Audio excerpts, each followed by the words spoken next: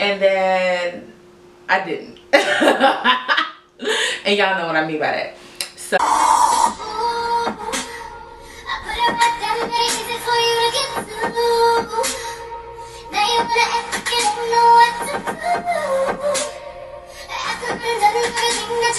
Taylor Gang, welcome back to another video. Y'all, we're back. Girl talk is back. We haven't had a girl talk in months. Like months, I can probably almost say a year, but no, it hasn't been a full year. It's just been months. So we're back. Welcome back. If you're new here, don't forget to like, share, comment, and subscribe to the Taylor Gang. Turn on post notifications so you know if I ever drop a new video.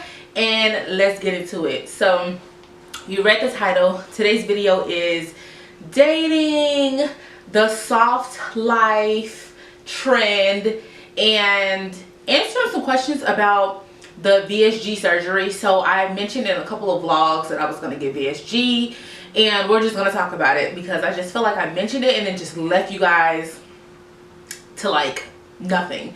So that's what we're talking about today. We're going to get into it, what's been going on with me, what's new, all the good stuff.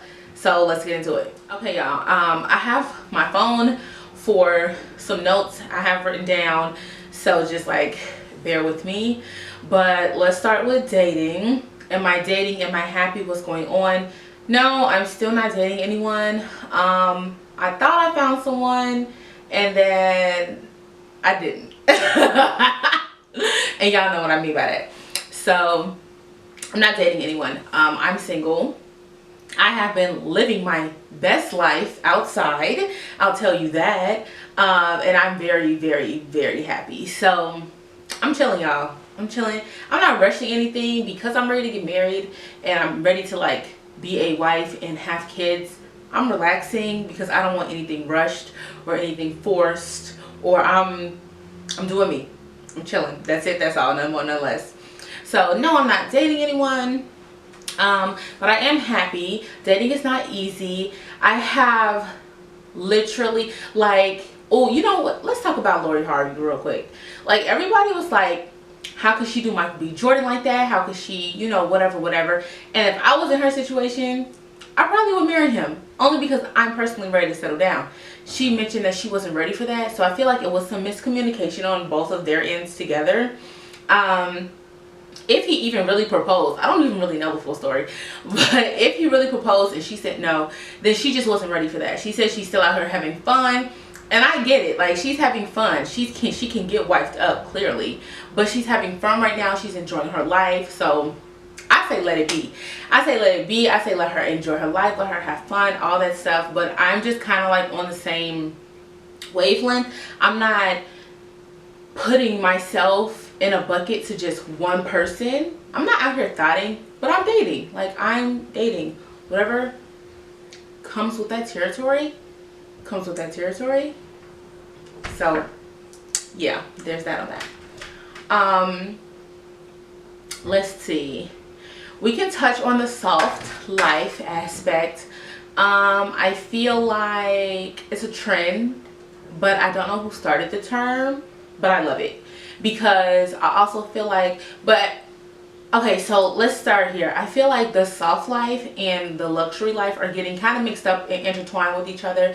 You don't have to have luxuries to live a soft life. And I do feel like the soft life means whatever it means to that person. So your soft life can mean something to someone else. It can be totally different to someone else. It's not the same thing at all. But so the definition, I looked it up on Urban Dictionary, y'all. The definition is minimal effort. Wait, what it means? Okay, so I put what I think it meant. I said I think living a soft life means a few different things to different people, and it's truly what you consider is easygoing, which what I just said.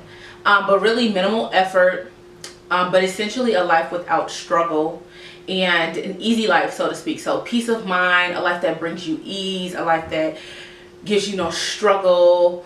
That's what it's meant, and that's what women are meant to be anyway. I don't know whose idea was to want to be equal to a man, but y'all can have it. Y'all can have it, because I don't want it. I don't want to be equal to a man. I don't want to be his equal. I don't. Take care of me. I'm not saying I need a man. I want one, but take care of me. I don't want to be a man's equal at all. So I feel like that's what a soft life means. And I just want to touch on a few little points about how to live a soft life. I feel like since it's such a new term and it is trending right now, some women don't know how to live a soft life, or they think, like I said before, you need luxuries to live it and you don't. So my first point I had was rejecting toxic and confusing love, and that comes with relationships and friendships. Y'all know what toxic means, and it's that struggle love, right? It's that confusing, like, I don't know what we are. If you're talking to somebody, like that man came to you and his intentions aren't clear, you're confused because you don't know what's going on, or stuff like that. That's toxic, struggle, confusing love. We don't want that. We don't want that. If somebody comes to us and their intentions are not clear and we're confused, it's not for us. It's time to just let it go, because it's not for us. I just feel like love is not confusing. It's not hard. It's not a struggle. I feel like a man that is truly into you as a person and a human being, they're going to come to you with straight intentions. They're going to let you know what it is from the jump, right? This is what I'm looking for. They're going to date you accordingly. They're going to court you properly. And then when you take it from there, they'll learn you. They'll do things without you saying, right? They'll be a man. I feel like that is what part of living a soft life is. Having things at ease and not stressing yourself out, so to speak, wondering the what ifs, living in the what ifs. I just don't feel like that is part of a soft life. I don't feel like that is how relationships should be, platonic and relationships. So friendships and in relationships, it goes both ways. If you have a friendship that is confusing, you don't know what's going on, and you're having conversations with somebody and it's just a toxic friendship and you're like, oh my goodness, I gotta go. This is not for me, then it's not for you, for sure. So I wanted to touch on that. Let's see. Another point I had was making better decisions in life. And I know sometimes things will seem like, is this the right decision to make? I don't know if I'm making the correct decision. That type of vibe, I get it. But when we do make certain decisions, I feel like we should start taking time to process those decisions. I think that we should start taking time to weigh the pros and cons of that decision, how it's going to affect our lives. I feel like taking our time and not just rushing into something will be less chaotic for us. Even though, you know, I want to be realistic here. Like every decision, some decisions are going to have to be made on impulse, but you'll make the best decision. But big decisions and decisions that you do have time for, I feel like you should take the time to process them, to really like just take a moment to see how it's going to affect you in your life as a person. Just taking the time to really think, pray on those decisions, meditate, and then move forward. Set out a plan or have set some goals for that decision, and then moving forward. I feel like that also will help you live a soft life. It'll help things be a little bit more easier for you. Remember, we talked about a soft life being easy, kind of that carefree, you know, going. Every day it's not going to be like that. Being realistic. Y'all know I'm a realist. Being realistic. No, every day is not going to go like that. But when you can control certain things, I feel like we should. And I feel like that's very important. And we want to live that soft life, and we do want some of the luxuries that come with it, but we also have to take care of our mental as well. So that's what I think. And I'm going to share one more tip, because I don't want to sit on this too long. I don't want the video to turn into like a living the soft life video, but this is just trending so much. I'm like, I have to talk about this with my girls. Okay, so the third point I have for living a soft life is having a healthy savings and asking for help. Those are two different points, but I'm gonna kind of conjoin them. I'm gonna conjoin 3 and 4 together, because I don't want, like I said, I don't want this video to turn into that. So having a healthy savings, it don't have to be excuse me, ooh, it don't have to be thousands and thousands and thousands of dollars, but having like 3 to 4 grand, especially in this economy and what we living in now, and all this inflation and all these soaring prices and stuff, $3,000 to $4,000 for you to go and be able to have fun and just to have a little bit of an emergency fund, and to be able to take a little random weekend trip, nowhere crazy, but you could take a little weekend trip somewhere to just ease your mind and relax, or just to take yourself out on a date. Be realistic. Like, we need money. Everything doesn't have to resolve around money, but we need it. And so in order to live that soft life, I feel like having accessible funds makes life easier. It does. Money may not buy happiness for somebody else. Now for me, for the right price, give or take, I'm gonna be happy. So like, money it's not gonna buy your happiness, but it is going to make life easy for you. And again, living a soft life is part of that ease. So y'all here with me? Y'all catching my 1 2 1 2? Okay, so I have that. And then 3 and 4, remember I was telling you, ask for help. I feel like as women, we want to do everything on our own, and we do everything on our own. And it was at one point in time, it was that mentality of, I don't need a man for nothing. And it's still kind of going on. It's that I don't need a man for nothing. No, make life easier for me, sir. Pay that bill, take that trash out, like the little stuff, like do those things. I feel like that also picks up and portrays having a soft life. Once again, it's a way of life that makes it easier for you. It makes your life warm and comfortable and enjoyable. And I just feel like hiring help, even if you have to hire it, it's so funny, y'all. Real quick story time. So I hired this company called 𝗕𝗨𝗦𝗦, DOO, like doodle, like boo boo, and it's for my dog. And they come and they clean the back of my yard weekly. They can come daily if I pay for it. They can do whatever you want. They come weekly, bi-weekly, monthly. I have them coming weekly to clean my yard, to clean dog poop. That's part of my life that makes it easier for me. I don't want to go in my yard and clean dog poop. I don't. I don't want to search the yard for dog poop and pick it up. When we're on walks and stuff, absolutely I'm that person that's going to pick up their dog poop. But while I'm at home, I let him out the backyard to run and play, and we have a big backyard. So for me to scale the yard to pick up poop and then throw it away, it's a no-go for me. So what I did was, I saw a company, I called them, we had a little consultation and everything. I hired them, they come weekly, and they pick up poop. That is a part of my soft life. Now everybody can't relate because everybody don't have a dog, but that makes life easier for me. And so just little things like that, implementing little things in your life, just do things that will make life easier for you, so you don't have to stress about it.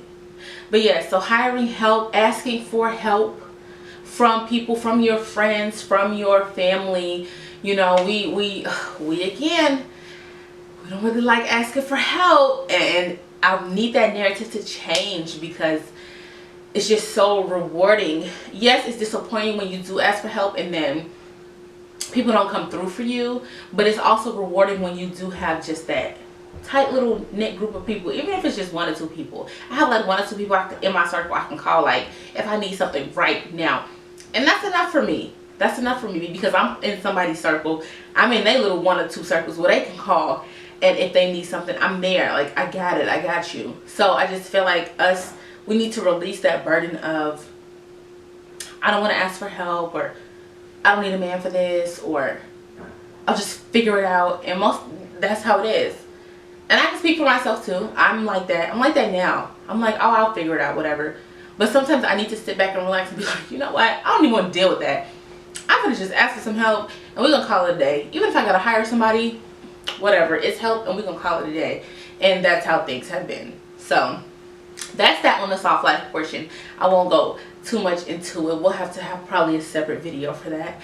But let's move on to talking about the VSG surgery. Am I still getting it? What is it? All yada yada yada. And it's so interesting that I'm sitting down talking about this. Hold hold on y'all, let me. So it's so interesting that I'm sitting down talking about this, because I said to myself, like, when I get the surgery, I'm not letting anyone know. I don't want to talk about it on YouTube. I don't want to do like, I didn't want to do any of that. I'm like, I'm just gonna get the surgery, start losing weight, and be skinny. I was gonna say I got it after. I just didn't want the judgment beforehand. But I'm not getting the surgery anymore. The main reason why is because of insurance. I am now 26 years old, and so I have been kicked out from my mother's lovely insurance plan, and I'm just not getting it. So what VSG is bariatric surgery. It's like the sleeve, or they have multiple components to it, but I was personally going to do the sleeve. And yeah, it just includes a variety of procedures and all types of stuff like that. But I have friends who have it, and they just look wonderful. I follow some influencers who've gotten it, and they amazing. So this decision is not by choice. The surgery cost about $90,000, so I would for sure need insurance for it. And with insurance, it was free. So what happened was, I started the program, and then I thought that I could get through the program before I turned 26. I started the program in like February, April. And so when they were scheduling me for doctor's appointments, and I already had a psych evaluation, and I was taking all these bariatric classes and all this stuff, they were scheduling me, and they were scheduling me like months out. And I'm like, I don't have till June. Like, I had classes. It's like 3 classes you have to take beforehand, and they did like once a month. And I was like, y'all, I don't have that time. Like, I didn't think it was going to be like an overnight process. I knew it was going to be a couple of months, and then maybe the surgery was going to be the longest process. But it was in the beginning. Like, it's the classes schedule. So when that was taking up time, I was like, oh, I can't do this, because my insurance, my birthday's May 3rd.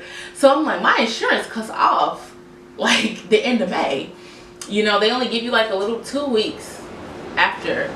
And then like, that's it. That's all. Nothing more, nothing less. So I'm not getting the surgery anymore. I'm going to have to just really get it together and change my life around, and just do a complete like lifestyle change, and just start eating better, working out. I'm just trying to find a way to get into the gym and become a gym bae. I do have some new friends that are trainers and want to help me and do all these things, and I think it's great. But I'm just like, one of my friends, he pushes me. He's like, you're gonna do it, we're gonna get you on a schedule, we're gonna do yada yada yada. And I'm just like, oh my goodness, okay. But I also mentally have to be ready for that. I wanted the VSG to kind of just jumpstart everything, and to help me out with losing weight, and just basically forcing me to eat smaller portions. I feel like that would have helped me with that. And since I'm not getting the surgery anymore, it's like I'm still doing my same old. So I'm really gonna get this. I'm gonna get it together. I know the hardest thing to do is just start, and the second hardest thing to do is be consistent. And I have started. I've been working out and stuff, but I need to eat right. And I feel like once I like lock that down and just eat a little bit better, because I don't eat bad, I feel like that I'll be better. I'll be good. So I'm gonna do it. I'm not getting the surgery anymore, so I'm not gonna be talking about it in vlogs and stuff like that, because I'm not paying $90,000 out of pocket. I can get an insurance plan, but because it's like a cosmetic surgery, it's not something you need, it's something you want, you know, to live a healthier life, the insurance won't cover it. Not the plan I'm on, and my mom works for the corporate office, so she had the bomb insurance that covered it for free. So that answers that. I really enjoyed this. Like, it was a quick little girl talk video. I'm not gonna make it too long. I just want to come chat with you guys and kind of give like a little update and talk about some trends and things that are just going on. So I hope you guys enjoyed this video. If you have any questions, don't forget to leave them in the comment section below. I love you guys so much. Thank you so much, and I'll see you guys in next week's video. I'm out. Bye.